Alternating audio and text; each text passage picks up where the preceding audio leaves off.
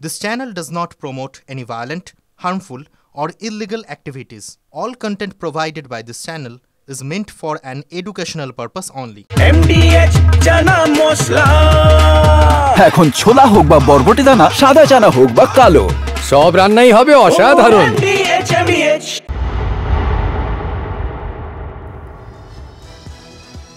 নমস্কার, দেখছেন TV9 বাংলা। আপনাদের সঙ্গে রয়েছি আমি তন্নিষ্ঠা। শুরু করছি আজকের হটস্পট। আর আজকের হটস্পটে আমরা আপনাদের সামনে ঠিক সেই ইস্যুগুলো দেখাবো যে ইস্যুগুলো সত্যি মাথা ব্যথার কারণ হয়ে রয়েছে কারোর জন্য। তবে আজকের হটস্পটে ঠিক কোন দিকে আমাদের নজর থাকবে, আসুন আপনাদেরকে দেখাই ইস্যুগুলো। আজকের সন্ধ্যে আজকের হটস্পটের ইস্যুগুলো ঠিক কি রয়েছে এক এক করে দেখাই আপনাদেরকে। আজকের প্রথম যে ইস্যু সেদিকে নজর রাখা যাক। আজকের প্রথম ইস্যু বেসামাল বাংলাদেশে কি চলছে অবশ্যই আমরা সেদিকে নজর রাখবো। আজকে দ্বিতীয় ইস্যু কি ফাঁপড়ে পাকিস্তান, তারা ফাঁপড়ে পড়ে তাদের কি পদক্ষেপ সেটাও দেখাবো আপনাদের। তার পাশাপাশি বিজ্ঞপ্তি ঝড় কি চলছে, কোথায় আটকে রয়েছে গোটা বিষয়টা সমস্তটাই আপনাদের সামনে একে একে তুলে ধরবো। তবে একদম শুরুতেই যে খবরে নজর রাখতেই হচ্ছে তা হচ্ছে ফাঁপড়ে বাংলাদেশে বেসামাল বাংলাদেশে ঠিক কি চলছে আপনাদেরকে জানিয়ে রাখি। প্রথমেই পদ্মাপাড়ে চরম ডামাডোল চলছে, সেদিকে নজর রাখতে হচ্ছে। সেখানে ঠিক কে যে কার পক্ষে আর কে যে সেই দেশের ক্ষমতায় থাকবে তা নিয়ে একটা চরম টানাপোড়েন। মোহাম্মদ ইউনূস নাকি আর প্রধান উপদেষ্টা পদে থাকতে চান না, পদত্যাগ করতে চান তিনি। হ্যাঁ, ঠিকই শুনছেন। কিন্তু এই যে প্রস্তাব কি ইচ্ছে নাকি ব্ল্যাকমেল করার পথ? চাপের দায়িত্ব ছাড়তে চান ইউনূস নাকি পাল্টা চাপ দিয়ে ক্ষমতায় থাকার চেষ্টা করছেন? ইউনূসের ভূমিকায় বাংলাদেশে চরম ক্ষোভ, দেশে বসে থাকবে না বার্তা বিএনপি। গত কয়েকদিন থেকে ইউনূসের পদত্যাগের জল্পনা নিয়ে বিরাট বিতর্ক বাংলাদেশে। আর এর মধ্যেই আবার অডিও বার্তা শেখ হাসিনা, জল মাপছে বাংলাদেশের সেনাও। আমি তো বলছি আমি এই কাজের জন্য নই, দেশ পরিচালনা করা আমার দায়িত্ব না, আমার কাজ না, আমি জানি না এটা কিভাবে করতে হয়। বাংলাদেশের মানুষকে নতুন স্বপ্ন দেখিয়ে ক্ষমতা হাতে তুলে নিয়েছিলেন, কিন্তু এক বছরও কাটলো না, দেশটাকে আরো গোল্লায় পাঠিয়ে এখন ছেড়ে দেমা কেঁদে বাঁচি অবস্থা নোবেল জয়ী মোহাম্মদ ইউনূসের। তার একের পর এক পদক্ষেপে ক্ষোভের আগুন ছড়িয়েছে বাংলাদেশে। ইউনূস কি পথ ছেড়ে পালাবেন নাকি পথ ছাড়ার নাটক করে টিকে থাকার মরিয়া চেষ্টা চালিয়ে যাচ্ছেন? সোজা কথায় ইউনূসের পদত্যাগের হুঙ্কার আসলে ব্ল্যাকমেল। দেশের মানুষের সামনে নিয়ে আসা হচ্ছে কিছু প্রস্তাব, যে প্রস্তাবে নির্বাচন চলে যেতে পারে 20 বাও জলে। বাংলাদেশের জাতীয় নাগরিক পার্টির অন্যতম মুখ নাহিদ ইসলাম নির্বাচন কমিশনের ভূমিকা নিয়েই প্রশ্ন তুলছেন। আমরা নির্বাচন কমিশন নিয়ে বলেছি, নির্বাচন কমিশনে আমাদের যে কর্মসূচি ছিল, নির্বাচন কমিশন যে নিরপেক্ষতা, যে আস্থা, সেই আস্থাটা হারিয়েছে বলে আমরা মনে করছি। নির্বাচন কমিশন যদি সেই আস্থার জায়গা ধরে রাখতে না পারে তাহলে এই নির্বাচন কমিশনের পক্ষে একটা সুষ্ঠু নির্বাচন দেওয়া সম্ভব নয়। ফলে নির্বাচন কমিশনকে সেই আস্থার জায়গায় আসার চেষ্টা করতে হবে অথবা তাকে দায়িত্ব ছেড়ে দিতে হবে বলে আমরা মনে করি। নাহিদ ও তার দল ইউনূসপন্থী বলেই পরিচিত। এমনকি কেউ বলে থাকেন এই দলটা আদতে ইউনূসের। নির্বাচনে গেলে ইউনূসকে মুখ করেই নাগরিক পার্টি ভোটে ঝাঁপাতে পারে। কিন্তু বর্তমান পরিস্থিতিতে নির্বাচনকে আরও পেছনে ঠেলে দিতেই কি নির্বাচন কমিশনের নিরপেক্ষতা নিয়ে প্রশ্ন তুলে দেওয়া হচ্ছে? ইউনূস কি চাইছেন নির্বাচন যাতে আরও পিছিয়ে যায়? নিজে পদত্যাগের ইচ্ছের কথা বলছেন, আবার মার্চ ফর ইউনূসের আয়োজন হচ্ছে ঢাকায়। বিষয়টা অনেকের কাছেই সন্দেহজনক। ইউনূস স্যারকে রাষ্ট্রপতি হিসেবে দেখতে চাই, সেক্ষেত্রে প্রয়োজনে রাষ্ট্রপতির যে ক্ষমতার সম্প্রসারণ প্রয়োজন সে সম্প্রসারণ করতে হবে রাষ্ট্রকে। যেহেতু আমরা সংবিধান সংস্কার চাচ্ছি, আমরা সাধারণ জনগণ, আমরা কোনো ব্যানারের পক্ষে আসি নাই, আমরা সাধারণ জনগণ আসছে দেশের উন্নয়নের জন্য। একমাত্র ইউনূস স্যারকে আমরা বিশ্বাস করি। এই অবস্থায় বিএনপির স্থায়ী কমিটির সদস্য সালাউদ্দিন আহমেদের দাবি কেউ অপরিহার্য নয়। বিএনপি ইউনূসকে পদত্যাগ করতে বলেনি। এই পৃথিবীতে কেউ অপরিহার্য নয়। আমরা চাই মাননীয় প্রধান উপদেষ্টা থাকুন, আমরা ওনার পদত্যাগ চাইনি, এখনো চাই না। যদি তারপরেও তিনি মনে করেন যে দায়িত্ব পালনে তিনি অপারগ বা ইমোশনালি আবেগের বশবর্তী দায়িত্ব ছেড়ে দেন, তখন রাষ্ট্র তো বসে থাকবে না, জাতি বসে থাকবে না, তাকে তো বিকল্প খুঁজে নিতেই হবে রাষ্ট্রকে। বিএনপির অবস্থান স্পষ্ট। এদিকে ইউনূসকে ক্ষমতা থেকে উৎখাতের ডাক শেখ হাসিনার। ইউনূসের নেতৃত্বে অন্তর্বর্তী সরকারের কুকীর্তি ফাঁস করতে দলীয় কর্মীদের নির্দেশ বাংলাদেশের প্রাক্তন প্রধানমন্ত্রীর। কোনো সময় আছে এগুলির ক্ষমতা থেকে বিদায় দিয়ে দেশটাকে রক্ষা করতে হবে। তার জন্য আন্দোলন সংগ্রাম চালিয়ে যেতে হবে। প্রত্যেকে প্রতিদিন দরকারে যে যেভাবে পারেন মিছিল মিটিং করে প্রতিবাদ করেন, লিফলেট বিতরণ করেন, এতে অপকর্মগুলি জনগণের কাছে তুলে ধরেন, সাধারণ মানুষের কাছে যান, কারণ মানুষ খুব কষ্টে আছে। বিএনপি বলছে কেউ অপরিহার্য নয়। জাতীয় নাগরিক পার্টি নির্বাচন কমিশনের ভূমিকা নিয়েই প্রশ্ন তুলছে। কে যে কার পক্ষে আর কে যে পেছন থেকে ঘুঁটি সাজিয়ে ম্যাচ জিততে চাইছে বাংলাদেশের জনতা সেটা আর ধরতেই পারছে না। Bureau report, TV9 Bangla.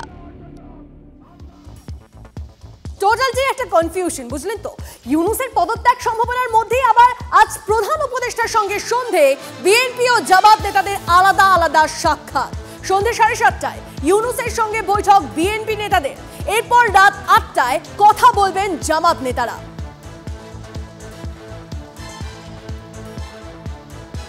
এদিকে লাগাতার সেনা সংঘাত, আর সেই সেনা সংঘাতে প্রবল চাপের মুখে এবার নতুন কৌশল ইউনূসের। অস্থিরতা কাটাতে ভোটের পথে যাওয়ার ইঙ্গিত অন্তর্বর্তী সরকারের। সংস্কার প্রক্রিয়া এগিয়ে নিয়ে যাওয়ার বার্তা উপদেষ্টা বৈঠকে। বিরোধীদের স্বৈরাচারী তকমা মুছতে বৃহত্তর ঐক্য তৈরির বুলি। চাপে পড়ে রাজনৈতিক দলগুলির সঙ্গে আলোচনার বার্তা ইউনূসের। অন্তর্বর্তী সরকারের সমস্যার কারণ জনসমক্ষে তুলে ধরার সিদ্ধান্ত। নাম না করে হাসিনার দলকে কাঠগড়ায় তোলার চেষ্টা ইউনূসের।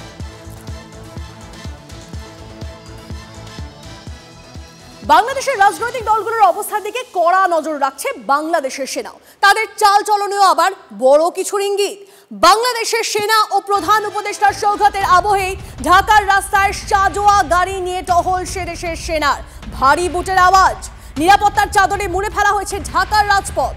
সরকারি, আধা সরকারি, গুরুত্বপূর্ণ সমস্ত প্রতিষ্ঠান এবং ঢাকার রাস্তায় বাংলাদেশ সেনার বিশেষ স্কোয়াড ফোর্স। তাহলে শীঘ্রই কি বড় কিছু করতে চলেছে বাংলাদেশে? ফের কি পট পরিবর্তন পদ্মা পারে? যদিও সেনার ভূমিকা নিয়ে প্রশ্ন তুলছে জাতীয় নাগরিক পার্টি। খেলা ঘোড়ার ইঙ্গিত। বাংলাদেশে ক্রমশ জোরালো হচ্ছে ইউনূসের পদত্যাগের দাবি। ঢাকা সচিবালয়ের সামনে কর্মচারীদের একাংশের বিক্ষোভ। ইউনূসের অন্তর্বর্তী সরকার সাধারণ কর্মচারীদের জোর করে অবসর নিতে বাধ্য করছেন বলে অভিযোগ। এই প্রসঙ্গে আমরা কথা বলেছিলাম বাংলাদেশের ব্লিটজ পত্রিকার সম্পাদক সালাউদ্দিনের সঙ্গে। তিনি ঠিক কি বলছেন শোনান। জামাত ইসলামী তো নির্বাচনই চায় না। জামাত এবং ইউনূস দুজনের একজন আগামী 5-10 বছরের মধ্যে নির্বাচন চাইছে না। ইউনূসের জঙ্গি জিহাদিরা বাংলাদেশের সমস্ত প্রশাসন থেকে লোকজন সরিয়ে তাদের জিহাদি ঢোকাতে চাচ্ছে। বাংলাদেশ সশস্ত্র বাহিনীর বিরুদ্ধে, বাংলাদেশের সার্বভৌমত্বের বিরুদ্ধে তো ইউনূস যুদ্ধ ঘোষণা করেছে। এই মুহূর্তে ইউনূস বাংলাদেশের গণশত্রু। এদিকে এবার আজকে সন্ধে 6টার যে হটস্পট সেটাতে সেকেন্ড ইস্যুতে আসা যাক। ফাপড়ে পাকিস্তান। ফাপড়ে পাকিস্তান কেন বলছি জানেন? কারণ ওই যে এক এক করে যে চর রয়েছে, পাক চর, সেই পাক চররা গ্রেপ্তার হচ্ছে। হ্যাঁ, আরো এক পাক চর গোয়েন্দাদের জালে। বিএসএফ ও নৌসেনার তথ্য পাচারের অভিযোগে জালে সেই পাক চর। স্বাস্থ্যকর্মী সহদেব সিং গোহিলকে গ্রেপ্তার করলো গুজরাট এপিএস। পাক গুপ্তচর সংস্থা ISI এর সঙ্গে যোগাযোগ রয়েছে এই সহদেবের। ISI এর গুপ্তচর এক তরুণীকে বিএসএফ ও ভারতীয় নৌসেনার গোপন তথ্য পাচার করত সহদেব। এটিএস সূত্রে খবর, গুজরাটের কিছু সংবেদনশীল এলাকার তথ্য পাকিস্তানি চরকে পাচার করেছে এই সহদেব।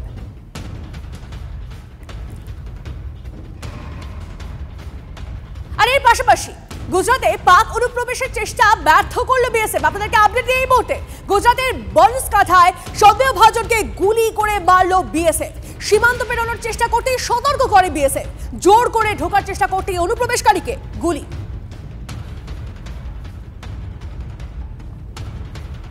আর দেখুন, এদিকে বিশ্বমঞ্চে ফের পাকিস্তানের মুখোশ খুলে দিল ভারত।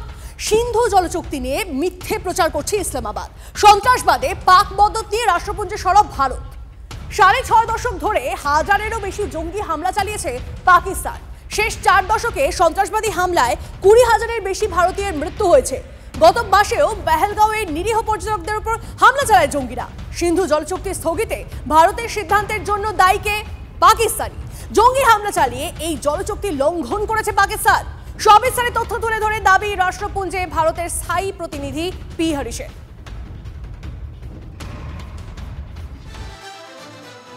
নির্লজ্জ পাকিস্তান।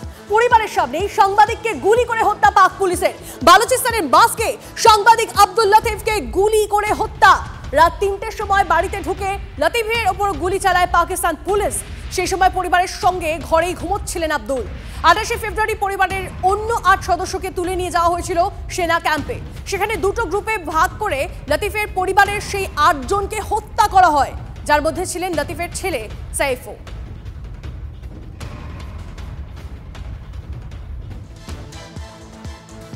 পাকিস্তান সন্ত্রাসের আতুরঘর। সন্ত্রাসবাদ পাগল কুকুর হলে পাকিস্তান তাদের হিংস্র মনি। পাকিস্তান যে ভাষা বোঝে সেই ভাষাতেই জবাব দেওয়া উচিত। জাপান সফরে গিয়ে মন্তব্য অভিষেক বন্দ্যোপাধ্যায়ের। পাকিস্তানের শয়তানি থেকে সিঁদুরের সাফল্য বিশ্বকে জানাতে বিদেশে ভারতের সাংসদরা। জাপান ছাড়াও দক্ষিণ কোরিয়া, মালয়েশিয়া, ইন্দোনেশিয়া এবং সিঙ্গাপুরে যাবে সঞ্জয় ঝায়ের নেতৃত্বাধীন team. We are here to share the message and the truth that India refuses to bow down. We will not yield to fear. We have learned to give you the reply in the language you understand. I belong from a political party who is in the opposition. It's in public domain. You all have seen that I have said that Pakistan needs to be taught a lesson in the language they understand. If terrorism is a rabid dog, Pakistan is a vile handler. So we first need to bring the world collectively to combat this vile handler. Otherwise, this vile handler will end up breeding and raising more rabid dogs. So we will not bow down before them. And we will make sure India is responsible. All our attacks and actions have been responsible, made with precision and non-escalatory. এবার চলুন এ রাজ্যের খবরে আসা যাক। আজকে third issue, বিজ্ঞপ্তি জট। হ্যাঁ, কিসের কথা বলছি আপনাদেরকে এবার ডিটেইলসে জানাই। বারবার চাইলেও দেখা করেননি, এবার দেখা করার জন্য সরকারকে ডেডলাইন বেঁধে দিলেন এসএসসির চাকরিহারারা। সোমবারের দেখা না হলেও তারা বৃহত্তর আন্দোলনের হুঁশিয়ারি দিয়েছেন।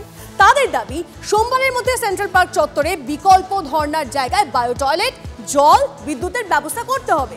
এদিকে সুপ্রিম কোর্টের নির্দেশ মেনে 31শে মের মধ্যেই স্কুল সার্ভিস কমিশন নিয়োগ পরীক্ষার বিজ্ঞপ্তি জারি করতে হবে এসএসসিকে।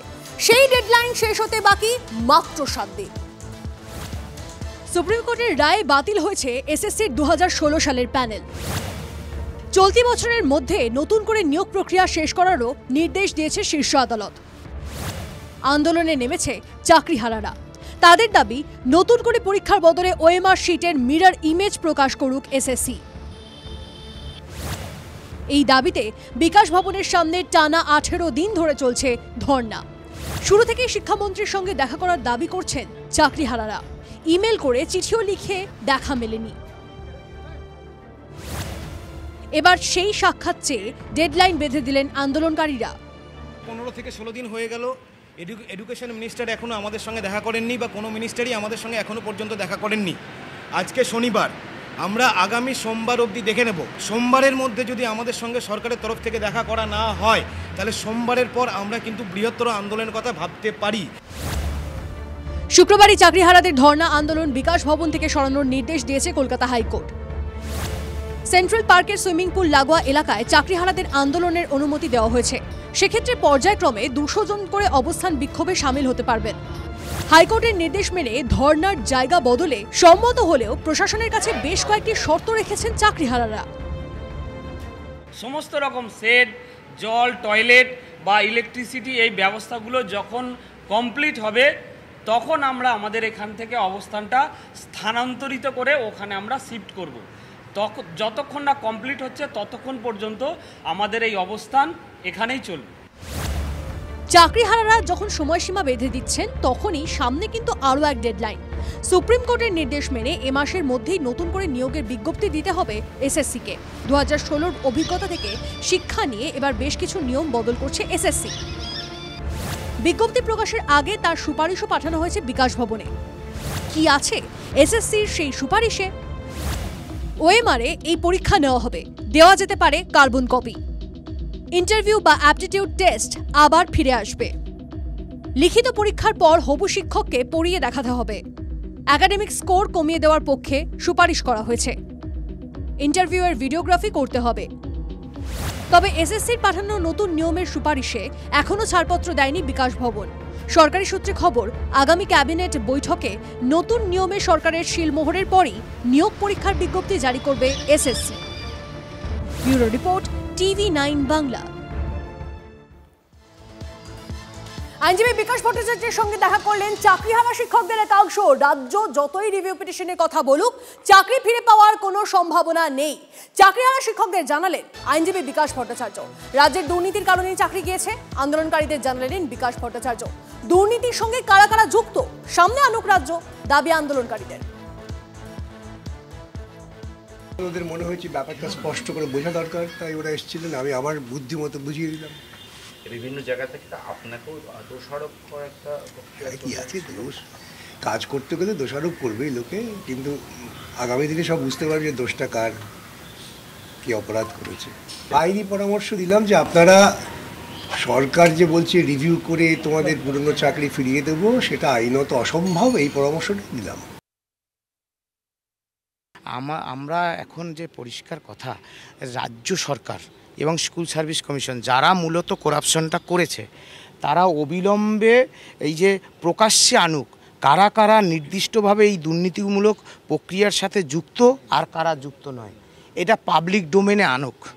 এটাই হচ্ছে, এই দাবিতেই আমাদের আন্দোলন হবে এখন, যে কারা কারা এই দুর্নীতিমূলক প্রক্রিয়ার সাথে যুক্ত আর কারা কারা না, এটা রাজ্য সরকারের কাছে আছে, তারা এটা পাবলিক ডোমেনে আসুক, এটা নিয়েই আমাদের আন্দোলন চলবে। চাকরি ফেরত পাওয়ার কথা বলতে আপনারা যে আগের যে চাকরিটা 2016 প্যানেলে পেয়েছিলেন, সেই চাকরি থাকার কথা নয় according to supreme court verdict, এই কথাটাই তিনি বলে দিয়েছেন। এবং আর যেটা আপনি বলছিলেন যে আইনি পরামর্শ অন্য রয়েছে, সেটা পরে জানতে পারবেন আপনারা। পিটিশন তো সরকার পক্ষ তো পিটিশন করেছে, এবং আইনি পদক্ষেপ আর কি করা যেতে পারে সেই বিষয়ে আমরা নিজেদের মধ্যে একটা আলোচনা করছি, এবং ইন্ডিভিজুয়ালি যদি আমরা অন্য কোনো পথ যদি আমরা বের করতে পারি, সেটা নিয়ে আমরা আলোচনা করে সেই পথে আমরা এগোবো। আরে কম দে কিন্তু খাঁটি দে, MDH কাশ্মীরি লাল লঙ্কার গুঁড়ো।